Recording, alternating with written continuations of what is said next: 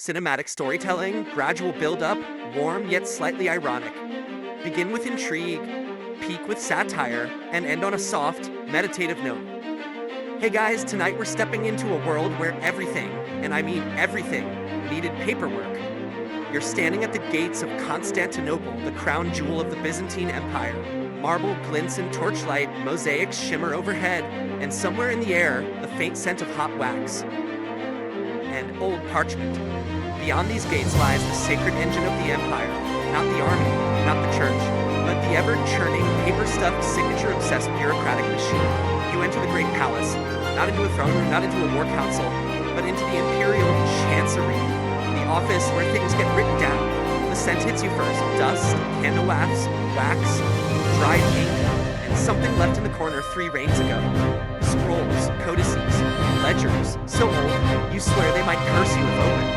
You're not here to conquer, not to rule. You're here to witness the sacred dance of the Byzantine paperwork.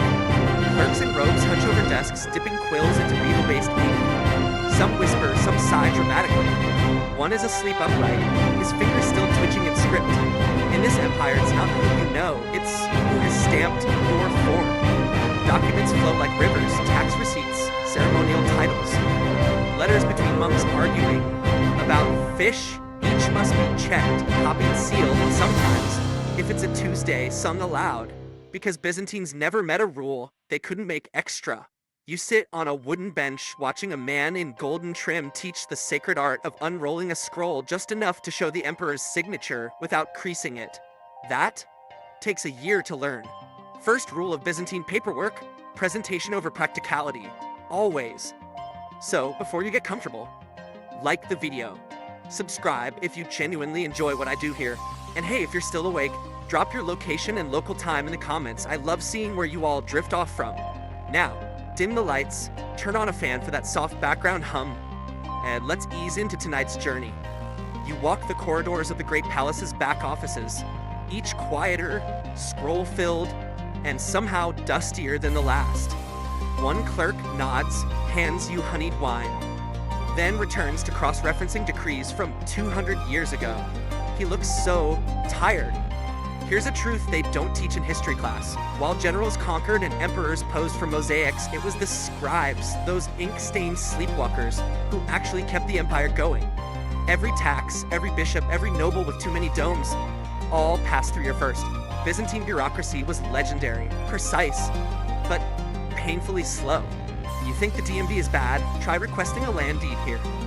First, handwritten in triplicate on purple parchment if you're important.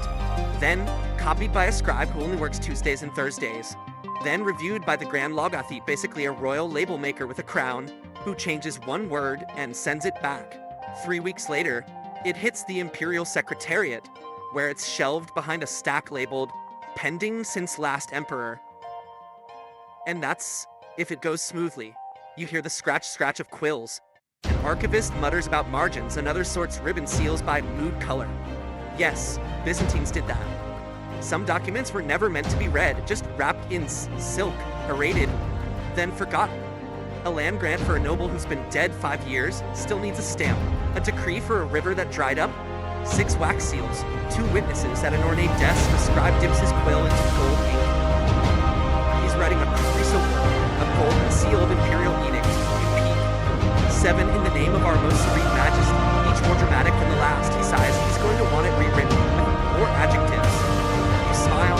You're not storming castles tonight, not crossing deserts.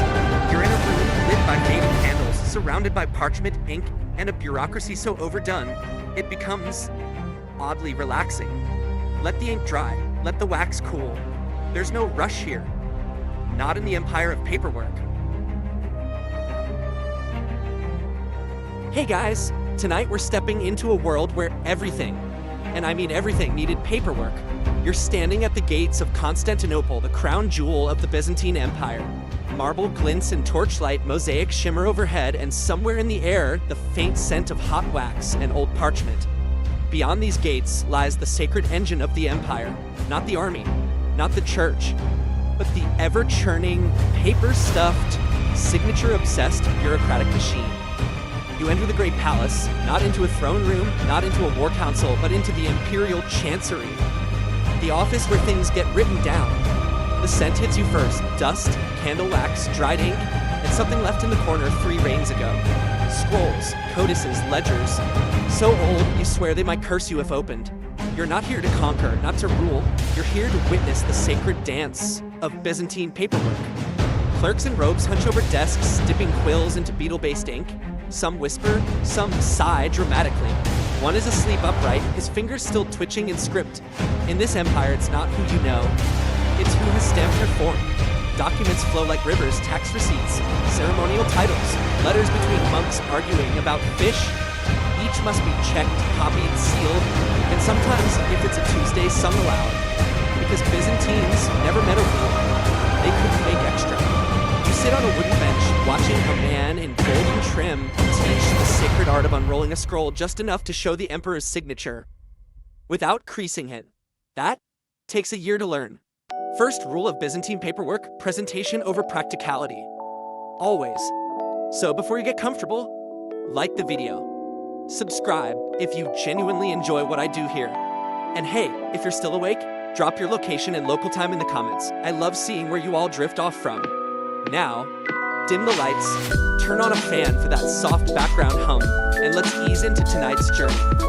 You walk the corridors of the Great Palace's back offices, each quieter, scroll-filled, and somehow dustier than the last.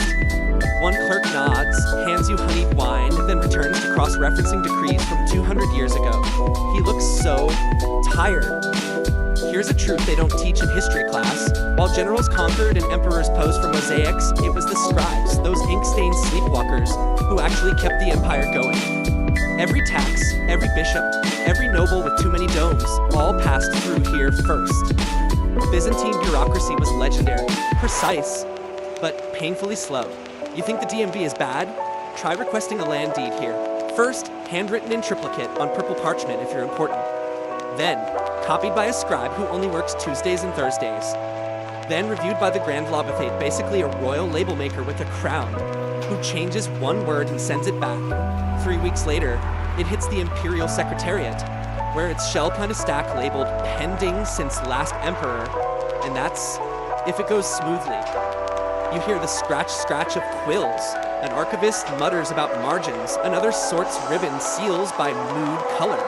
Yes, Byzantines did that. Some documents were never meant to be read, just wrapped in silk, paraded, then forgotten. A land grant for a noble who's been dead 5 years still needs a stamp.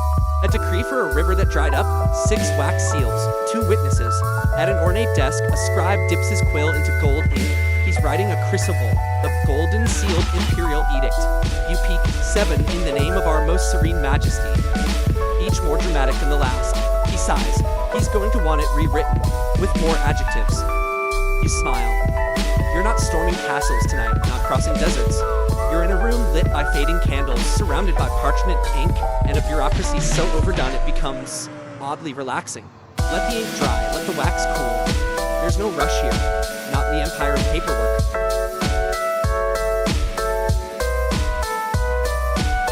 You're back at your desk, or rather, Nikitas's desk, which you've slowly claimed a corner of. He doesn't seem to mind. You've proven yourself semi-useful by organizing ribbon spools in chromatic order, and for that noble service, you've been rewarded with a nib pen of your very own. It doesn't write well, and it smells like goose, but it's a start. Today, the office is buzzing. Well, buzzing in the Byzantine sense. 2 people are whispering slightly louder than usual, and someone dropped a scroll. Chaos. The reason for this surge of excitement? A new decree is being prepared for the emperor's signature. Now, in a modern world, you might imagine this is simple. Type it up, big boss signs it, done. But here, oh no, in Byzantium, a signature is not a formality, it's a ritual. Nikitas leans in. An emperor's signature isn't just ink, he whispers. It's power, sanctified, divine right on parchment. You nod, solemnly, pretending you understand, for then 3 clerks arrive, carrying the emperor's pen cushion. It gets its own chair, with tassels. The document itself must be reviewed by no fewer than 4 departments. Language, titles, land borders, and yes, font aesthetics. Some say this scrutiny was to ensure accuracy, others say it was ceremonial. Most quietly agree it was an institutionalized form of procrastination. But by the time a document was signed, the people who requested it had often forgotten it existed. Eventually, the decree is ready. You're ushered into the signature room. It smells of incense and expectation. The emperor, he won't sign it himself. That task belongs to the mystikos, his personal secretary, the man who channels imperial will through the sacred act of authorizing things. Clad in silvery robes and a mildly bored expression, he applies the menologium. It looks less like a name and more like a squashed peacock with a mustache. Flourished in gold ink, stamped with the imperial ring, then swiftly taken to be recopied by 3 other scribes who don't trust his spelling. This is standard. The decree is read aloud twice, once in formal court dialect, once in simplified court speak, which mostly adds dramatic pauses and syllables like this. There is polite applause. A man in the corner cries, from joy or allergies, no one's sure. Then, the seals, wax seals, lead seals, ribbon seals, each with its own protocol. Some are pressed with warm iron, others with cold bronze chilled in monk-blessed water. You're invited to try one. You press the seal into soft wax, a fig-colored blob. It squelches slightly. You feel important. Nikitas leans over. That's the backup copy. Ah. Naturally, the most sacred documents receive the chrysoberyl, not solid gold, but the lettering is gold, the parchment dyed imperial purple. The dye, so rare it can only be prepared when the moon is waxing and the dye master has fasted for 3 days, or so the rumor goes. In the golden cabinet, these are stored until monks softly chant and unwrap them. You peek inside, it smells like lavender and old coins. One chrysoberyl is addressed to a Bulgarian prince. Another to a monastery that, as Nikitas mutters, probably doesn't even exist anymore. But the documents remain. Unsigned papers can be ignored. Signed ones must be honored, in theory. Some scribes spend their entire careers on documents that never leave the building. One scribe, old as bark, eyes like glass, says, "I've worked on 27 decrees about land disputes. Not one left this office, but they were beautiful." You believe him. You begin to wonder how much power rests in a signature. Here it's more than proof, it is power. A signature that can move armies, build churches, pardon criminals, and once grant a fisherman exclusive rights to a river that turned out to be a very large puddle. As your day winds down, you help drive freshly signed scrolls on a rack that looks suspiciously like a laundry line. Wax, ink, aroma of old authority. Candlelight flickers across delicate lettering. You rest your hands. Somewhere a clerk mutters about ribbon thickness again. Close your eyes and picture the emperor's seal. Round, golden, terribly slow, but perfect. You don't realize how late it's gotten until Nikitas gestures at the shadow creeping across your stack of parchment. "Time for the candle tax," he says, only half joking. The office, it seems, keeps track of wax consumption like it's imperial gold, which, considering how expensive beeswax is these days, might not be far off. You stay seated anyway. The work is far from done. Tonight's task? Making exact copies of already signed decrees. That's right, even after all the pomp, flair, and squashed peacock-style signatures, the Byzantines weren't content with just one copy. Each important document had to be duplicated, triplicated, sometimes quintuplicated by hand, and every version had to be identical, right down to the ornate loops of the letter kappa. Nikitas taps the top of a scroll with his gold-trimmed pen and says, "Imagine writing the same thing 6 times, and if you make one mistake, you start over." You nod solemnly. You've just watched someone get reassigned to chicken feather inventory duty over a smudged margin. Harsh but, as Nikitas would say, a necessary sacrifice to the gods of legibility. You pick up your pen and begin your first duplicate. Slowly, carefully, with the hands of a person copying Holy Scripture and the anxiety of someone filling out a tax form by candlelight. As you write, you get a better feel for the texture of the parchment. Sheep's skin, smooth to a glossy finish, it squeaks faintly under your pen. You learn to avoid the oily spots, the faint scars, and the places where the dye pooled unevenly. Your fingers stain with ink that will not wash out for days. You feel honored and slightly damp. Nikitas oversees your work with surprising patience. Most newcomers can't even spell Constantinople by the 3rd hour, he mutters. You beam. It only took you 2. But there's a secret to this part of the bureaucracy, and it's not just about good handwriting, it's about preservation. These documents are meant to last. Every loop of ink, Every colored seal, every velvet ribbon is a line thrown out into the future, hoping someone, centuries from now, might still read it. Historians still argue whether the Byzantines were obsessed with record-keeping because of genuine foresight, or because they distrusted everyone within a 5-kilometer radius.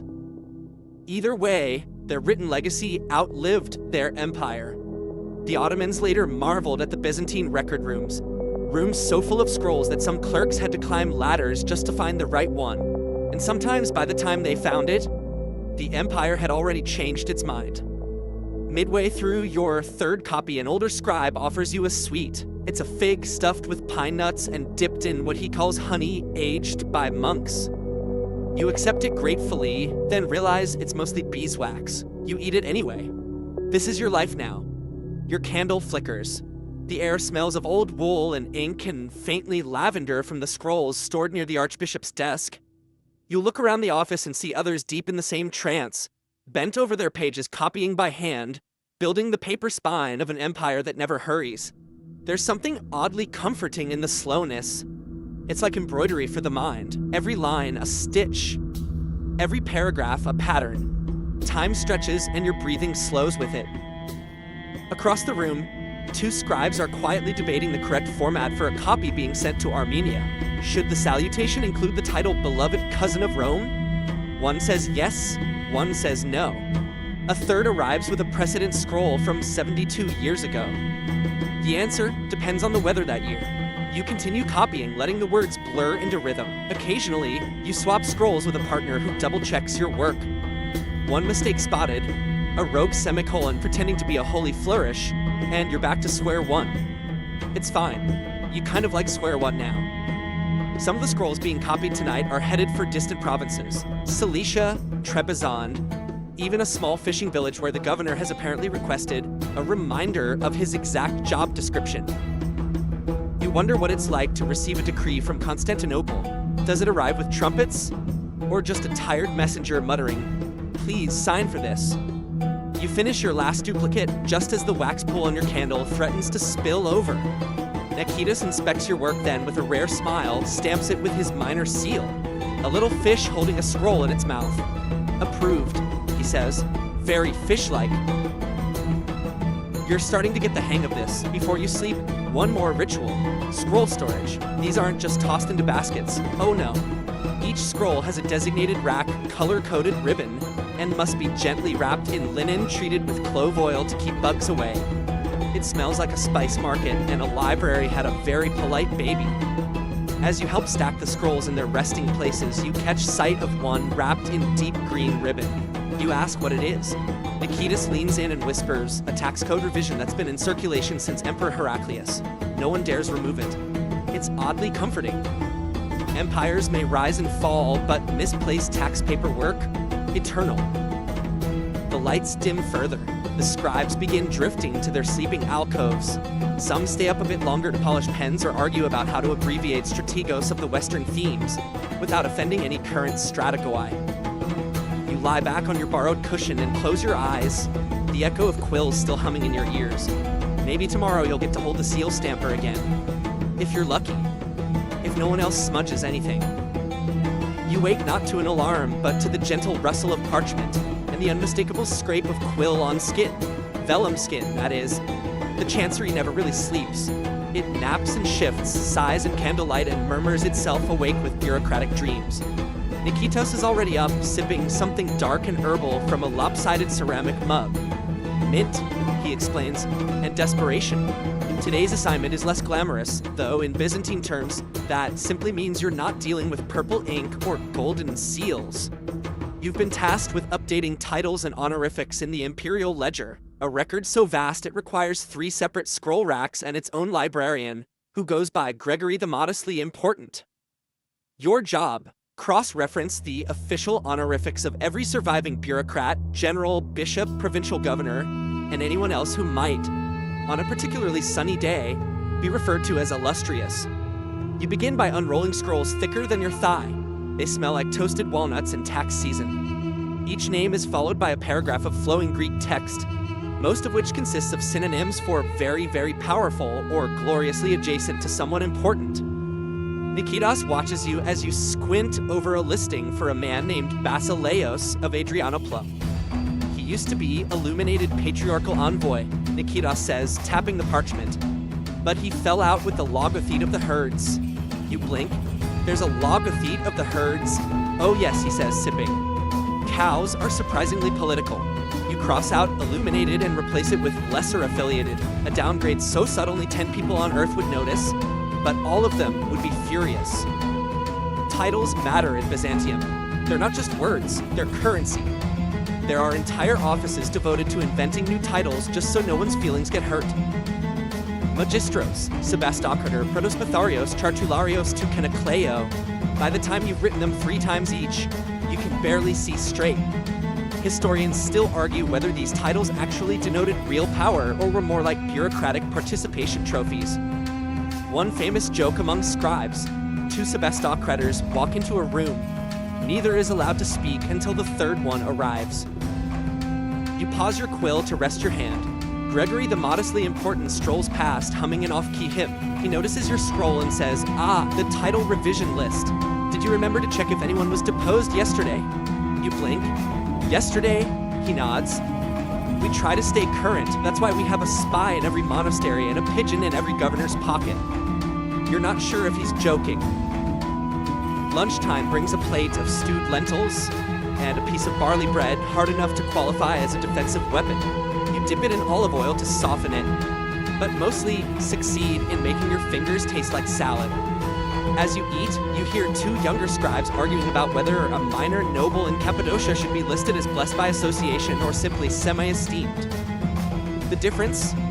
About 600 drachmas in annual tax exemptions. Back at your desk, you return to the Great Ledger, where a certain Theodora is now apparently married to a different strategos than she was 2 weeks ago. Nikitas raises an eyebrow. Scandal, or just a bad scribe last time? You flip through older scrolls. The handwriting changes halfway through. "Ah," he says. Scribe number 12, he had creative interpretations of marriage law. Some days, this is what the Byzantine Empire runs on. Not armies or theology, but little updates and titles that ripple through the administrative ecosystem like spilled ink. You're nearly finished when a courier bursts in, waving a fresh update from the Imperial Palace. Apparently, a former military commander has now been named Honorary Shield Bearer of the Household Guard, 3rd Class. You pause. What does that mean? Nikitas shrugs. It means he did something mildly useful, and someone owed him a favor. Also, it comes with a sash. You dutifully record it. The sash gets its own line. As the candles are relit and your ink pot is refilled with an unsettling squelch, you update the final entries for the day. 1 noble is stripped of the title Advisor of the Olive Harvest after a failed crop. Another is promoted to Grand Defender of the City Walls, retired. Yes, even retirees get honorifics. A curious entry catches your eye. An anonymous official only listed as he who carries the imperial slippers. No name, no rank, just the title. You ask about it. Nikitas leans close and whispers, "He's real. No one knows who he is, but the slippers arrive warm every morning."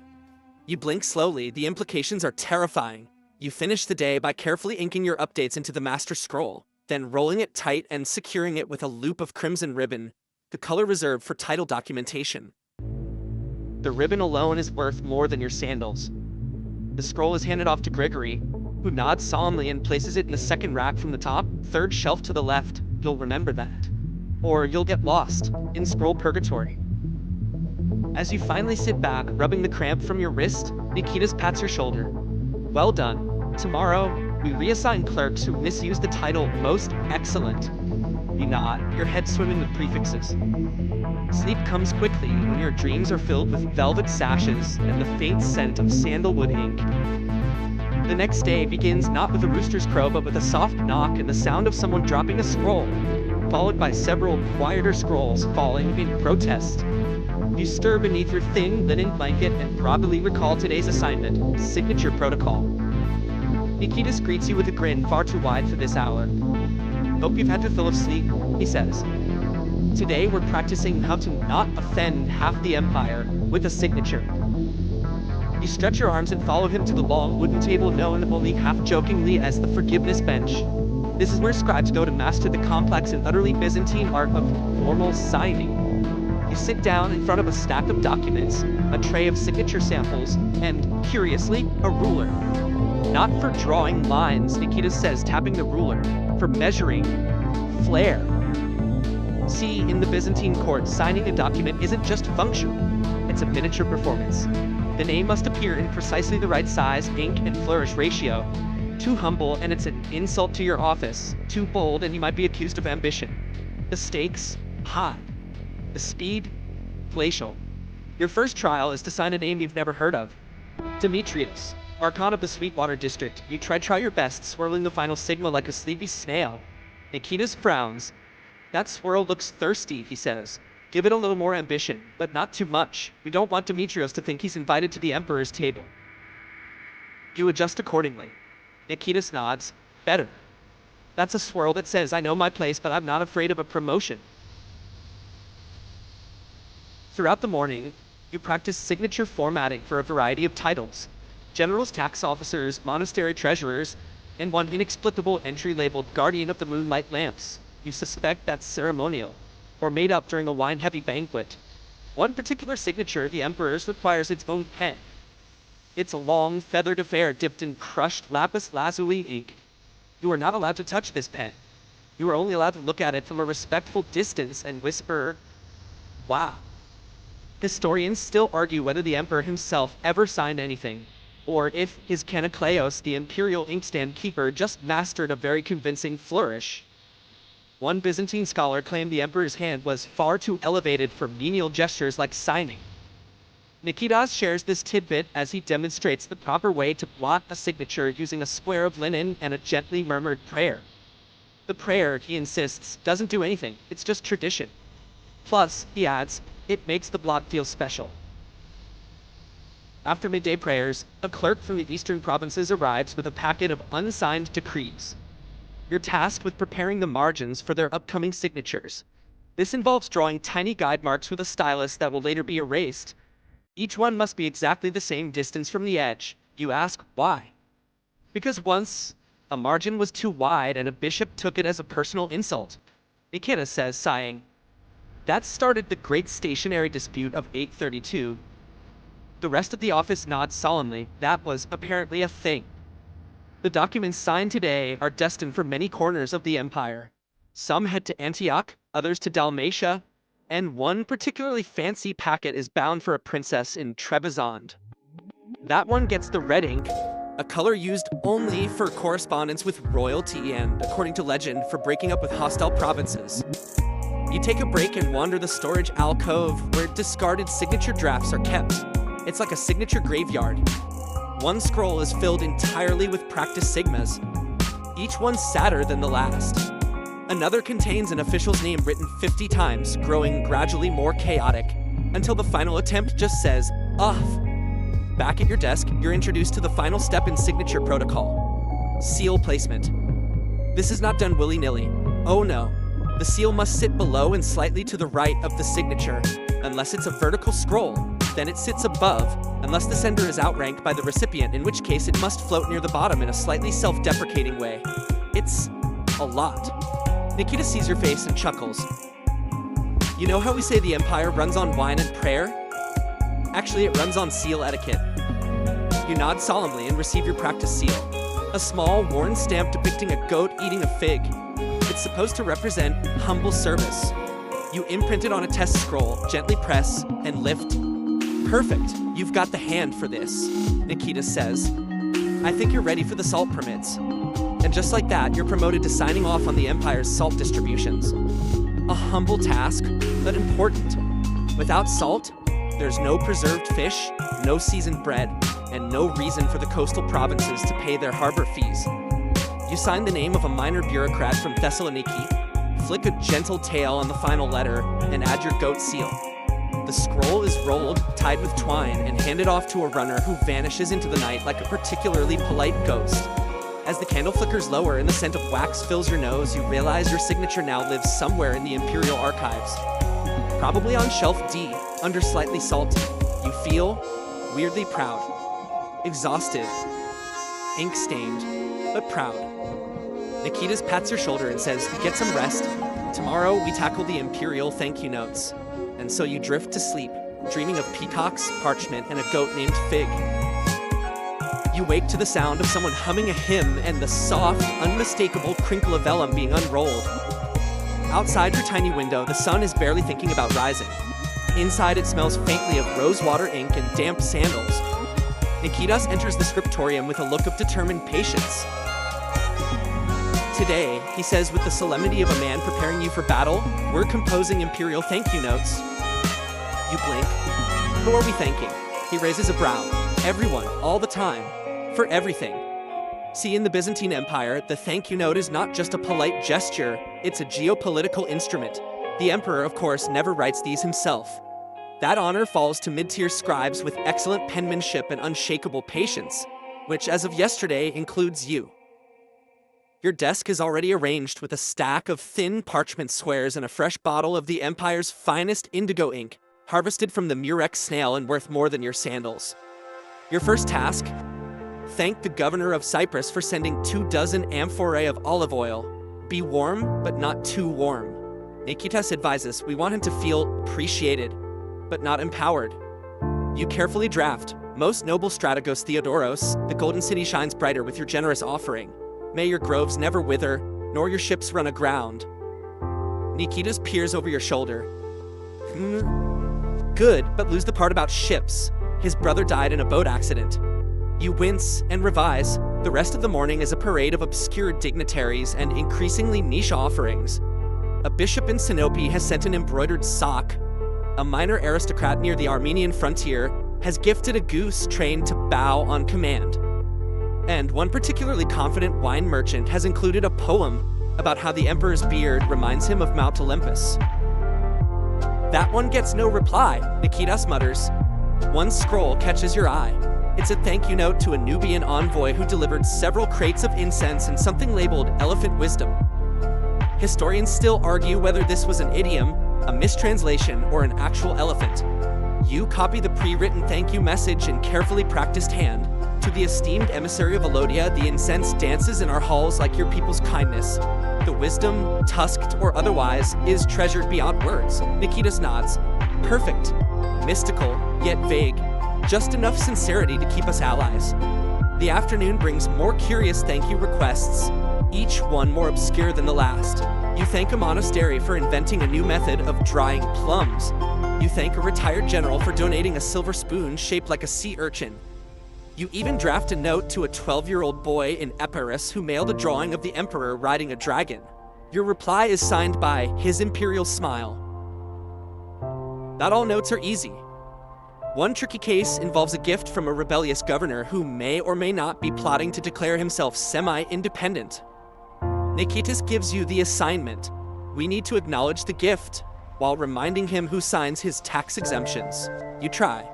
To the Right Honorable Leontius, your offering is noted with respectful gratitude. May your service remain as loyal as your gift is ornate. Nikitas leans in, reads it twice, then grins. That's the literary equivalent of a raised eyebrow. Well done. As the sun dips behind the city's domes, you're tasked with adding one final note to a batch heading east. It's for a Persian poet who sent a book of riddles and a cake shaped like a horse. The message? Your wit confounds us, your cake feeds us. Both are received with delight and caution. At last, as the candles are lit and the city quiets down, you help roll the completed notes into scrolls, tie them with colored thread, blue for nobility, green for clergy, red for foreign allies, and place them in dispatch baskets. You watch a sleepy-eyed courier hoist the wicker crate onto his back and vanish into the dusk. Somewhere, far away, your thank you notes will flutter open in distant courts and lonely towers, bearing your careful script and carefully curated flattery. You think about how entire political relationships hinge on tone, flourish, and a well-placed metaphor about figs. It's absurd. It's beautiful. It's Byzantine. And as you blow out the final candle, you imagine your words traveling down the Silk Roads, crossing deserts, passing through hands you'll never meet. All because a bishop somewhere decided to send a really nice sock. You've only just settled into your routine. Scrolls, ink, passive-aggressive politeness, when Nikitas informs you that today you'll be visiting the Office of Titles. The Office of what? you ask. The place where names go to get unnecessarily longer, he replies, already halfway out the door. The Office of Titles sits in a quieter wing of the palace complex, tucked between the Imperial Archivum and the small garden where someone grows precisely 2 fig trees under armed guard. It's a hushed, paper-scented place where officials whisper and bow, mostly to themselves. Here, every person's name, from the Emperor down to the Empire's official candlewick inspector, comes with a title. Sometimes a dozen titles, each one more florid than the last. And it's your job to help copy and maintain the official registry of honorifics. You're handed a massive codex bound in dark leather, its pages already filled with ornate, looping handwriting. Nikitas points to a name: Stephanos Doukas, Imperial Cub-bearer, holder of the Azure Tassel, 5th singer to the Chapel of the Peacock, one-time judge of the Cinnamon Dispute, patron of moderate feasting. You raise your eyebrows. Nikitas only shrugs. He once resolved a quarrel between 2 chefs over cinnamon ratios. It became a minor feast day. And so, you begin your work. Every time a person's status changes, say they earn a new honor or are demoted due to excessive spillage at a banquet, their title is updated. This involves tracing over their name with gold-tinged ink using a script that must taper at the ends, like a goose feather left out in rain. You practice the signature loops, which resemble both tiny spirals and emotionally exhausted snails. One of your first entries is a woman named Eudokia, recently elevated to Mistress of the Night Lanterns. No one seems to know what she does, but she's very well respected. Your job is to add the phrase, "Who holds the ever-steady flame?" Too flowery, you ask. Perfectly flowery, Nikitas replies. If anything, not flowery enough. You soon learn that the Byzantines have titles for everything. There's an official snuffer of incense wicks. There's a deputy warden of breakfast delays. There's even a man whose full title, when unrolled, requires 2 scrolls and an elbow assist. Historians still argue whether many of these roles had real duties or were invented to reward loyalty without handing out land or money. Some believe the system was a deliberate maze. By the time you finished reading someone's credentials, your original complaint had either resolved itself or you'd forgotten what it was. Mid-morning, you witness a title dispute firsthand. 2 men argue over who holds the more senior version of Guardian of Imperial Carpets. One claims the prefix pro gives him supremacy. The other says high is more prestigious. Nikitas intervenes with all the tact of a weary diplomat. Gentlemen will simply add a footnote to both titles stating that seniority is context-dependent and subject to hallway deference. Both nod, somewhat satisfied. In the corner, a boy of about 10 is being quizzed on ceremonial titles for his upcoming page roll. He dutifully recites, "I am to be junior keeper of the Emperor's evening cloak and emergency cushion." You applaud softly. He bows. Your afternoon task involves updating the honorifics for a recently deceased noblewoman. Because she lived to the age of 94, her title must be lengthened in memoriam. It now includes, "She who outlived 3 emperors." Unyielding in card games, her laugh was known to frighten cats. When you ask if that last part is appropriate, Nikita shrugs. It was well documented. Toward dusk, you're handed a fresh promotion decree. It's for a monk who invented a new method of illuminating manuscripts using crushed beetle shells and moonlight. His new title? Monk Gregorios, illuminator of gentle brilliance, friend to beetles, scribe of the soft clover. Copy the title onto fine parchment with soft purple ink, and watching the lines shimmer slightly as the light fades. Somewhere between poetic nonsense and bureaucratic necessity, you begin to understand the purpose of all this. These titles weren't just ways to elevate people. They were acts of storytelling, small narratives embroidered into the very names people carried. One person could be a steward of candles, a survivor of sieges, a father of 4, a known admirer of goat cheese, all fold into a single flowing title that might outlive them. It's a kind of immortality. Not the flashy kind with statues, but the soft, quiet kind preserved in ink. As you close the codex for the night, your fingers sore and smudged with gold dust, Nikitas claps a hand on your shoulder. "You've done well," he says. "Tomorrow we learn how to revoke a title without anyone noticing." You nod, exhausted but oddly comforted, and head off to bed, murmuring to yourself, Junior assistant to the humble scroll adjusters, ink steward in training, whisperer of margins. It has a nice ring to it. You wake to the sound of 3 different bells ringing at once, each one from a different office, announcing slightly different versions of the same thing. Tea is late. Nikitas doesn't seem concerned. They'll sort it out eventually, he mumbles, handing you a bundle of scrolls tied together with an aggressively knotted string. Today, we're visiting the Office of Time. You pause mid-yawn. We have an Office of Time? He nods. Of course we do. How else would anyone know when to panic? You follow him through twisting corridors to a quiet, sun-dappled room filled with water clocks, sundials, and one enormous sand timer the size of a small goat. The Office of Time is responsible for tracking, defining, and occasionally reinventing how hours work in the Byzantine Empire. The man who runs it, Magistros Dionysius, is thin, extremely precise, and constantly squinting at the ceiling as if it contains hidden schedules. He greets you without blinking. Do you know how long an hour is, he asks. You answer, 60 minutes. He shakes his head solemnly. Not always. See, in Byzantium, time was a flexible concept. Days were divided into 12 hours of daylight and 12 of night, regardless of season. That means daytime hours in summer were longer than those in winter, and nighttime hours did the reverse. You could have a 75-minute hour, Dionysius explains, or a 48-minute hour, depending on the sun. He gestures to a wax tablet with sliding hour markers. This keeps the monks honest. Historians still argue whether this elastic clock system was ingenious or completely unworkable. Monks would often ring bells to mark prayer hours, but travelers noted they'd hear the same bell at wildly different times, depending on the season, or the enthusiasm of the monk on duty. Your job today is to help recalibrate one of the water clocks, which works by dripping water through a narrow funnel into a basin marked with floating discs. Each disc is carved with an hour glyph, like a tiny soggy time oracle. You hold the funnel while Dionysius mutters calculations involving the angle of the sun, the moisture in the air, and the emperor's latest nap schedule. Nikitas helps by writing down numbers on parchment that seems to spontaneously curl from the humidity. At one point, a pigeon flaps through the open window and lands directly on the water clock. No one reacts. Add 10 minutes for pigeon correction, Dionysius says, adjusting the basin. By midday, you're helping organize the hourly decree archive, which stores all imperial edicts that were time-sensitive, some dangerously so. One scroll reads, at the 7th hour of the 10th day, all spoons used in ceremonial broth stirring must be turned clockwise. No explanation, just a firm command. Another decree mandates that merchants must close their stalls precisely at the fading of the 3rd candle on feast days. There's a note beside it, too ambiguous. Recommends standardizing candle thickness.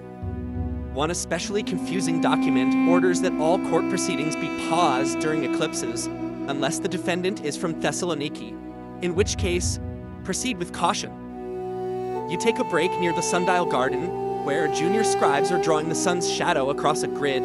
It's peaceful in a slightly neurotic way.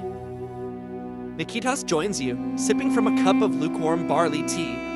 Most people think the emperor runs the empire, he says, but really it's Dionysius and his sundial. And it's true. In Byzantium, bureaucratic timekeeping wasn't just about clocks. It was power.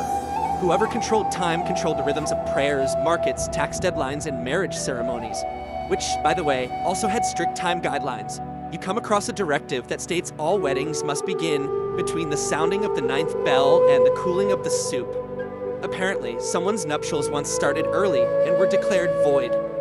Late in the afternoon, Dionysios tasks you with updating the lunar clock record, used to predict religious feasts, eclipses, and the availability of certain eels.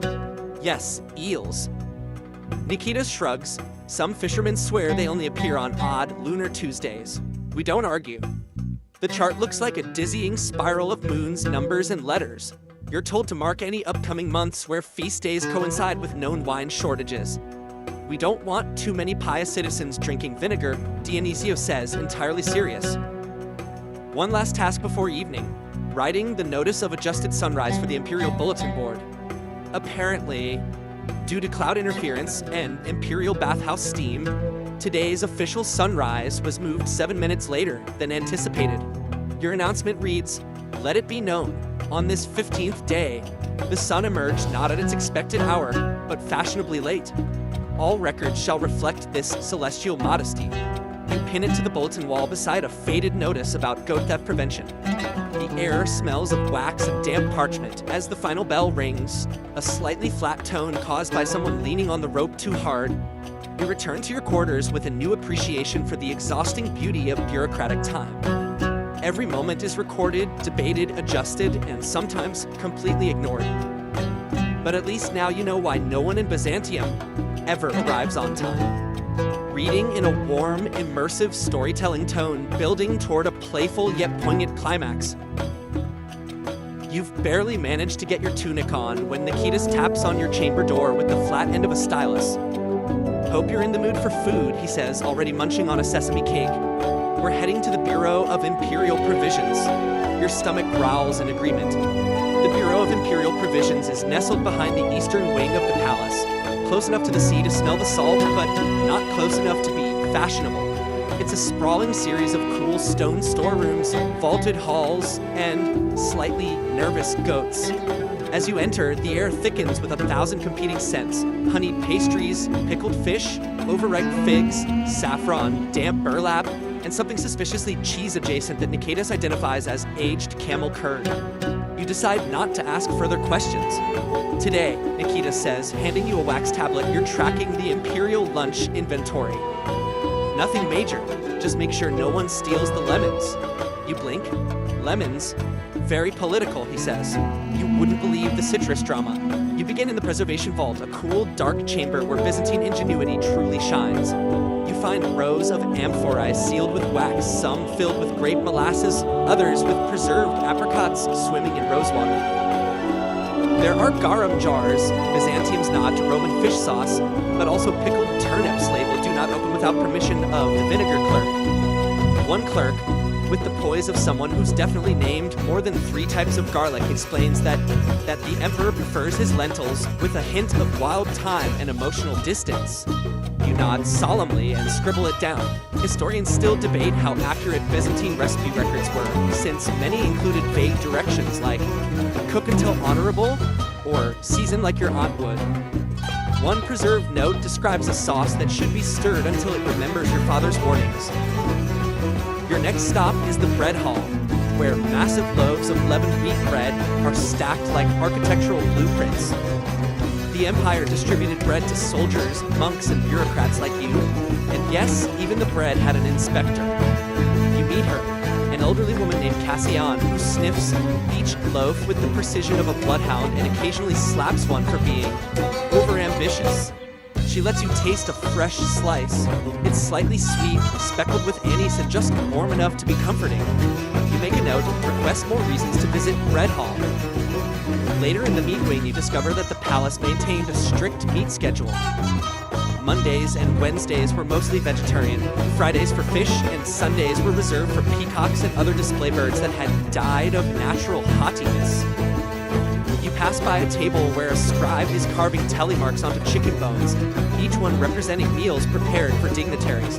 One column is labeled simply "too many dishes." Another says 3 eels, 2 regrets.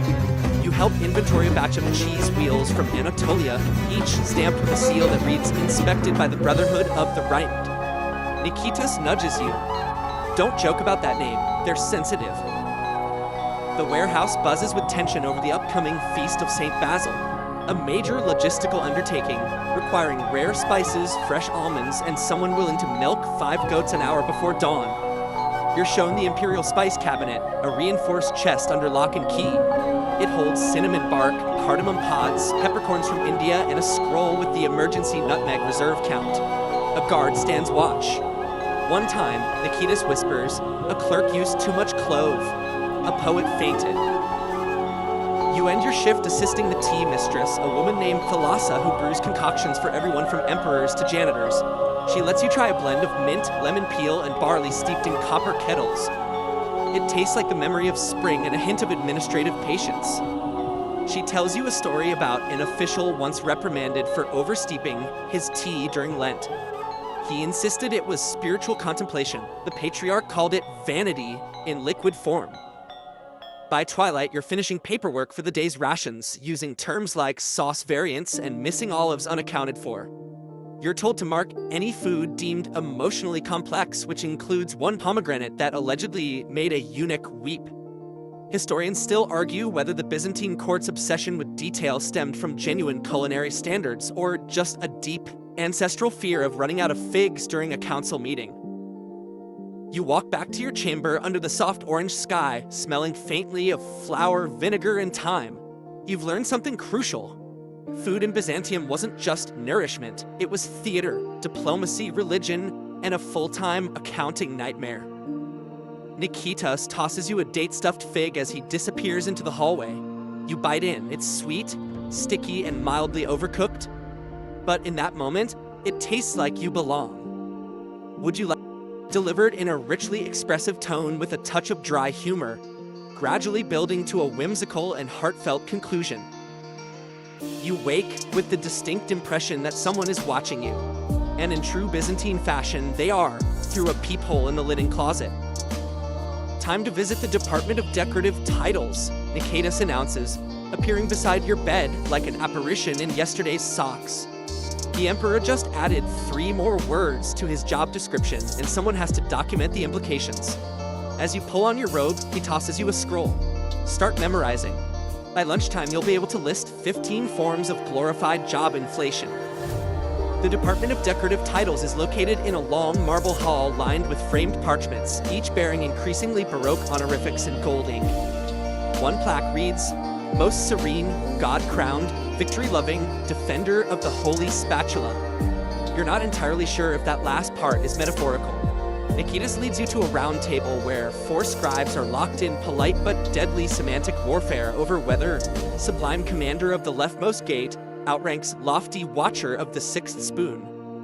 Titles, he whispers, are Byzantium's real currency, and nobody wants to be the official of the 3rd best something. Your task today? Assist in revising the upcoming roster of annual title revisions. This 200-scroll monstrosity records every bureaucrat's title change over the past year. Some demoted, some promoted, many just embellished. One man, formerly known as the notary of the 2nd chest room, has been renamed the Blessed Warden of the East-Northeast Sanctum. It's the same room, but now he gets a tassel. You ask a nearby clerk why titles are so obsessively modified. She shrugs. Morale, bragging rights. Also, some nobles bet on them.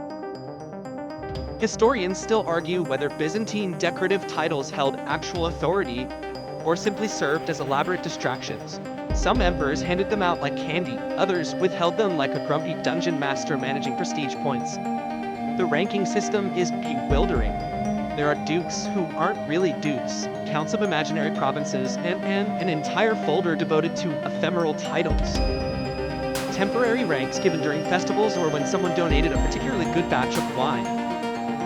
You're assigned to copy the title supplement for feasting seasons, which includes such gems as Taster-in-Chief of the leftmost roast, holder of the sacred napkin, assistant boiler of the royal beard. Each comes with a tiny silver pin and, allegedly, 3 days of bragging rights. Nikitas shows you his own old title, Sub-Auxiliary Scribe of Golden Border Margins.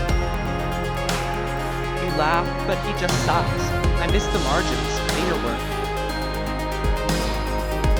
You're then dragged into a tense meeting regarding the sudden vacancy of the Lord of Polite Clapping, whose retirement has caused panic at the upcoming imperial performance of a very long, very slow flute ballad. 3 candidates vie for the honor, including a man who once clapped for 37 minutes uninterrupted. Meanwhile, a new proposal for the title Vice Deputy of Ecclesiastical Drapery Coordination sparks a heated argument over textile jurisdiction. You're asked to take minutes, but end up doodling a crown with legs. Later in the day, you help prepare a ceremonial title acceptance oath, a florid document written in purple ink and perfumed with frankincense. It requires the new appointee to swear, among other things, to defend the honor of his title with impeccable posture and decent handwriting. You meet one such honoree, a former goat tax collector, now appointed as regal auditor of hoofed livestock-related taxation affairs. He wears a dazed expression and clutches a scroll like it might vanish if he blinks. Before leaving, Nikitas invites you to peek inside the vault of unused titles. a restricted room holding centuries worth of titles that were proposed but never granted. Among them, saffron overseer of mild dishes, listener in waiting for the royal whispers, bearer of the occasionally important fourth. Some are marked with red ink, too dramatic, rejected by patriarch, or simply emperor sneezed, decision voided. By sunset, you find yourself oddly moved. Behind the satire, the layers of meaning and self-importance lies something tender. These titles, absurd, poetic, or pompous, were part of a vast and careful dance that kept this empire from unraveling. You return to your room, clutching a parchment with your temporary title, Shadow Assistant to the Observer of Observers. Nikitas made it up, but you stick it above your bed anyway. Because here in Byzantium, even your bedtime self deserves a little bureaucratic grandeur. Delivered in a measured, immersive tone, balancing intrigue, dry humor, and reflective wonder, building toward a quiet, meaningful close. The morning air is cooler than usual, and the city has a peculiar quietness to it, the kind you associate with days when nothing particularly important is supposed to happen. But of course, you are in Byzantium, where the concept of nothing happening is nothing more than a polite fiction. Today's mission is simple. Nikitas announces as he greets you at the door, his face unusually grim. We're visiting the Imperial Seal Library. Don't ask too many questions. Why, you ask, adjusting your sandals. He hesitates, then grins, because nothing's ever as simple as it seems.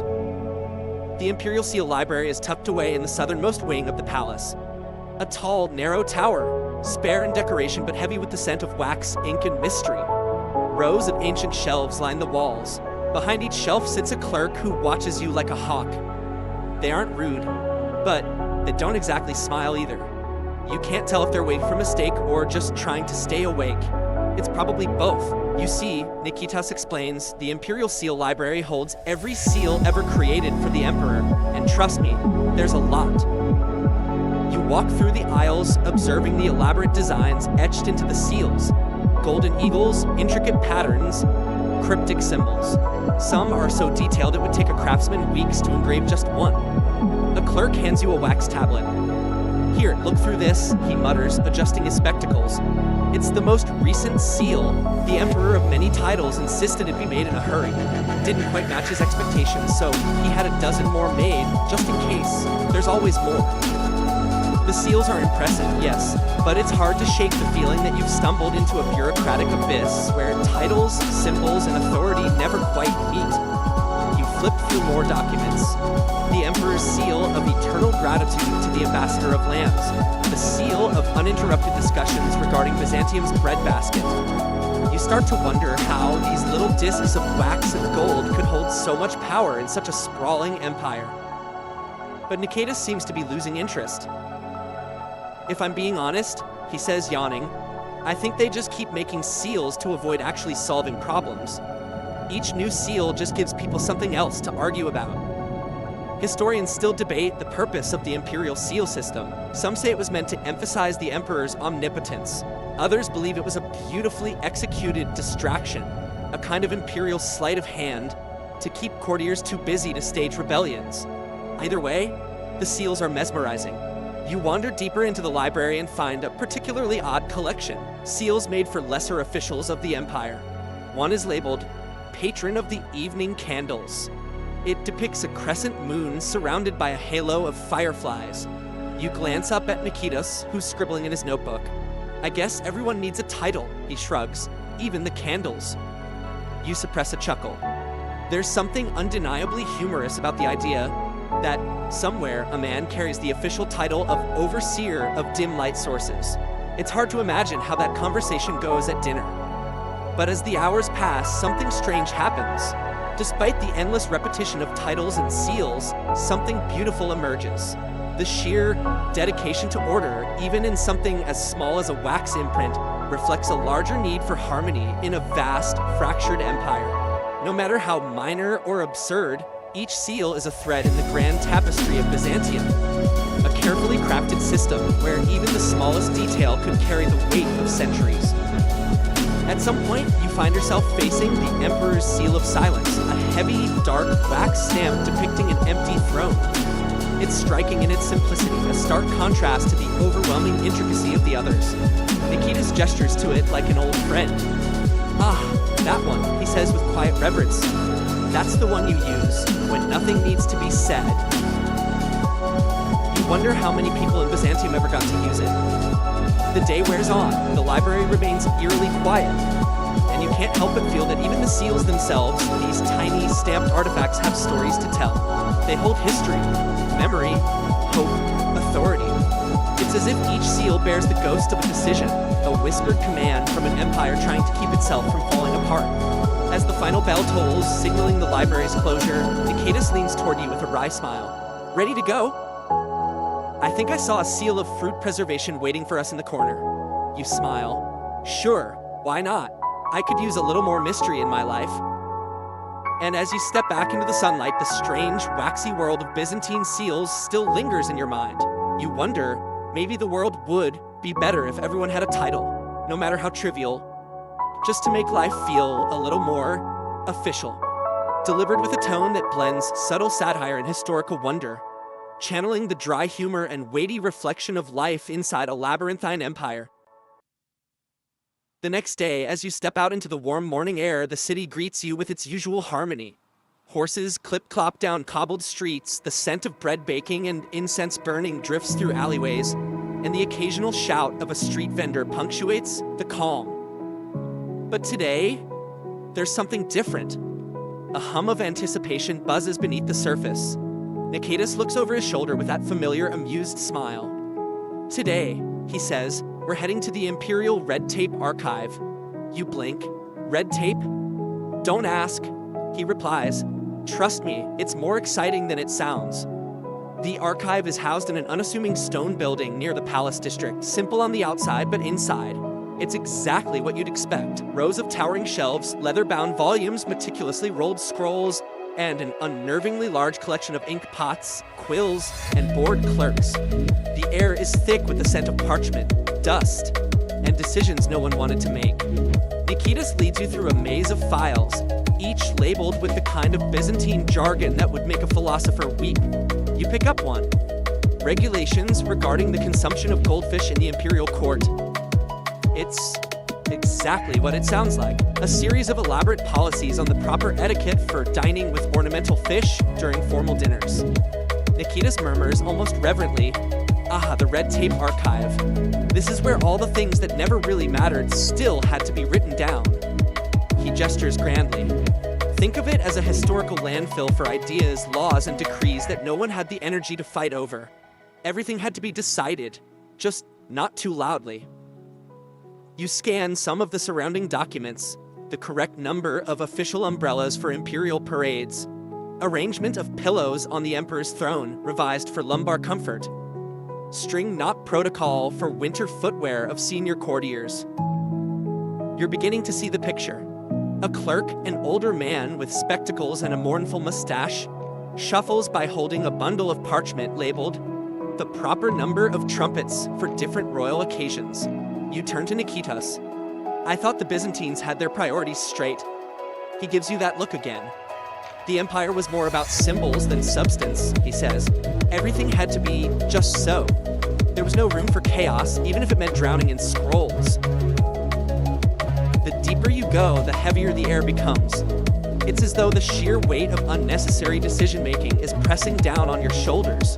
Here, in this paper-laced labyrinth, you see the empire laid bare, not through its wars or triumphs, but through its excessive dedication to order. You're handed a scroll by a passing clerk. Feasts for imperially indifferent seasons. This one's a classic, he says. The emperor needed something to do between more important feasts, so we invented middle-tier meals for his midweek hunger pangs. No one knew what to call them, so they created a whole new category of ceremonial food.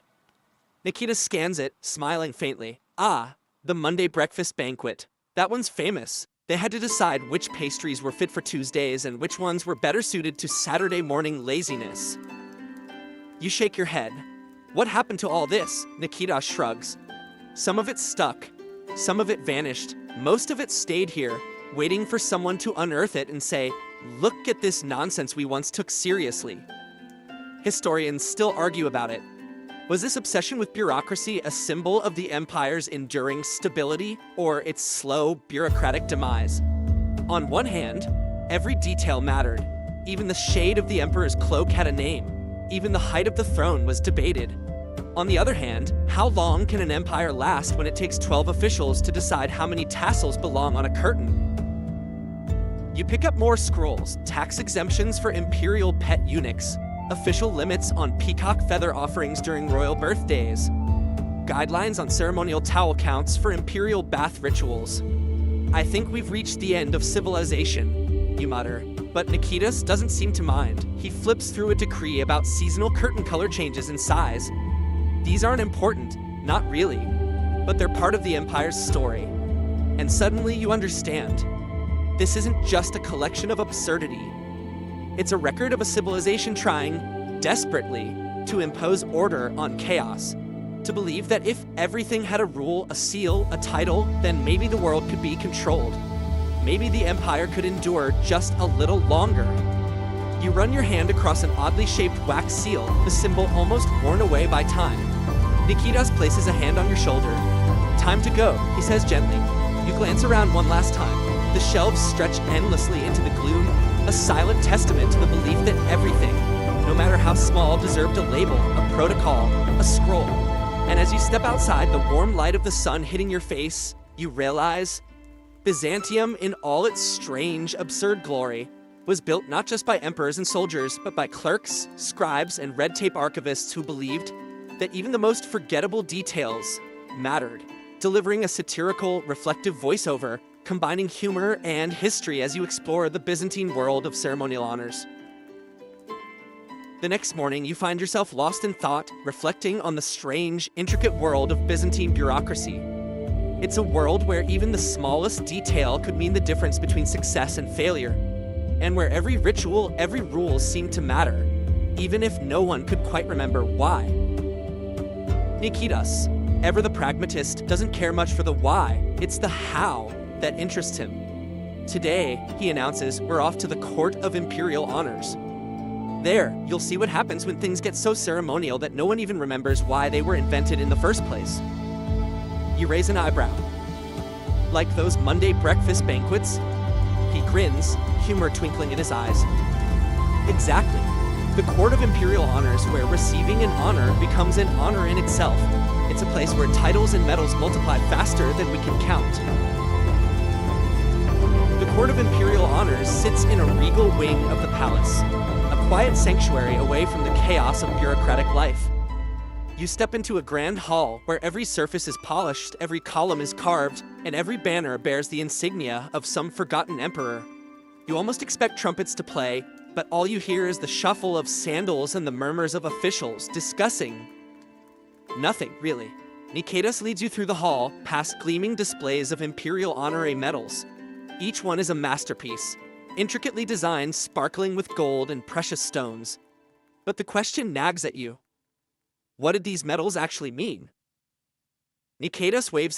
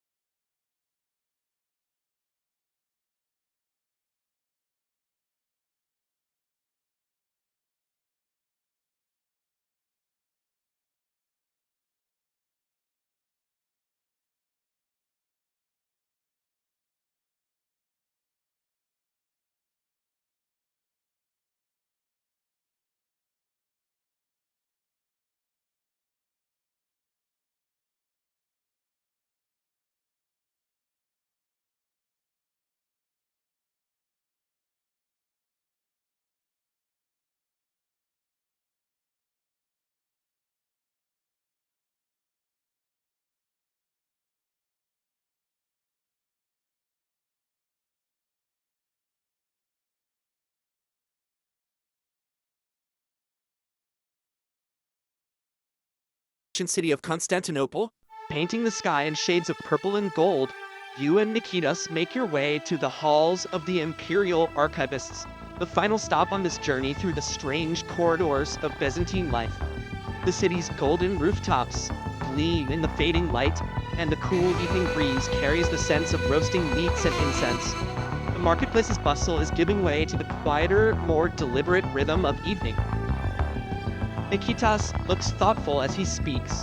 Tonight, we're finishing with something different, he says. Here, we'll see the other side of Byzantine bureaucracy, the more forgotten parts. You exchange a curious glance. The halls of the Imperial Archivists are tucked away at the edge of the palace complex, far from the high ceremonies of the Imperial Honors Court or the dusty bureaucracy of the Red Tape Archive.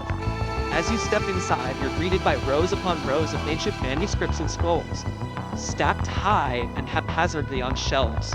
This is a place where the forgotten stories of the Empire are kept, their fates sealed in ink. Nikitas leads you past shelves that smell faintly of old parchment, the air thick with the weight of forgotten history.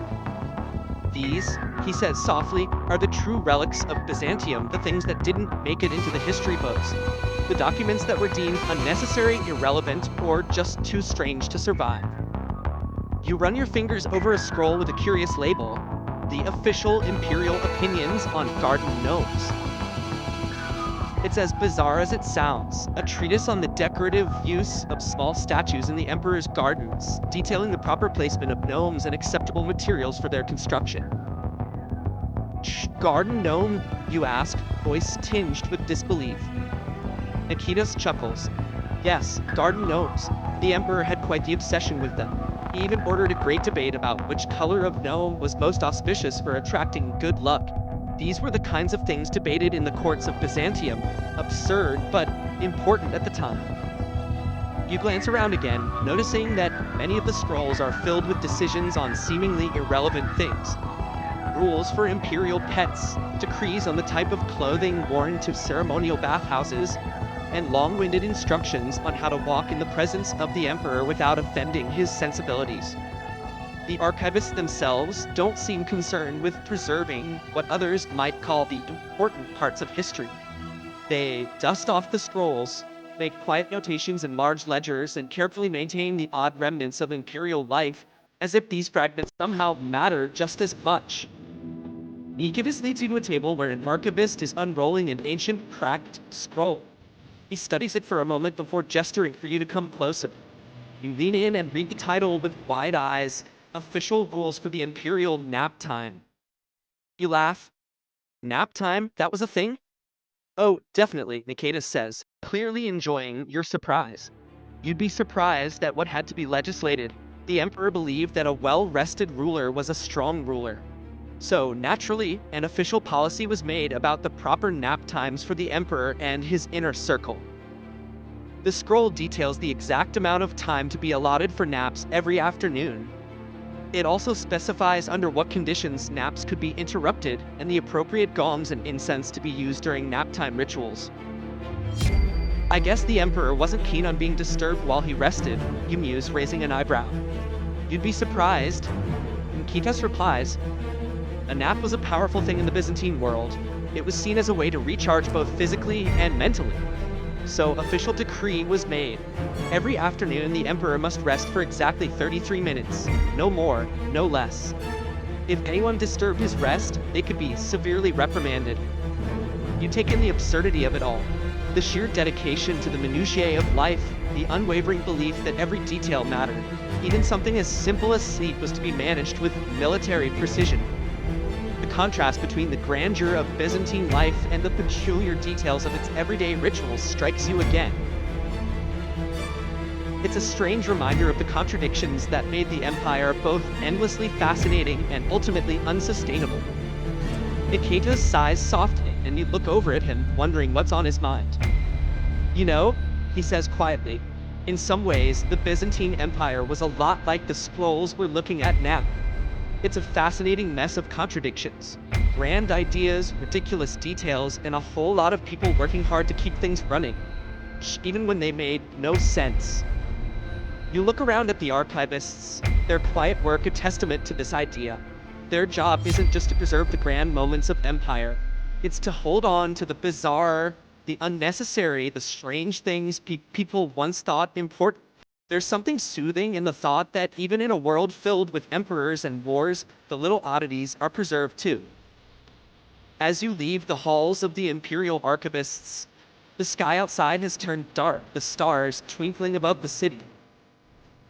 You think back over the journey you've just taken, the strange and convoluted road of Byzantine bureaucracy, the endless rules, the obsession with order, and the weird ceremonies that defined a civilization.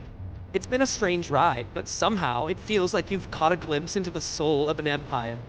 Not just in the grand battles or moments, but in the quiet, sometimes ridiculous rituals that made up everyday life. You glance at Nikitas one last time as you walk into the night. What do you think all this really means? He smiles faintly. Maybe it just means that nothing, no matter how small or insignificant, should ever be forgotten. It's all a part of history, no matter how bizarre. You nod, taking in the sounds of the city, now quiet and peaceful. In this moment, you can almost hear the echoes of the Byzantines themselves, their voices and rituals still lingering in the air, whispering the stories of an empire that lived by the smallest of details. And with that, the journey through Byzantine history, through its strange labyrinth of bureaucracy and ceremony, finally winds to a close. Now it's time to let go of all those strange forgotten scrolls and drift into a peaceful rest. Would you like to continue developing this into a full script, or perhaps adjust the tone for a different type of project?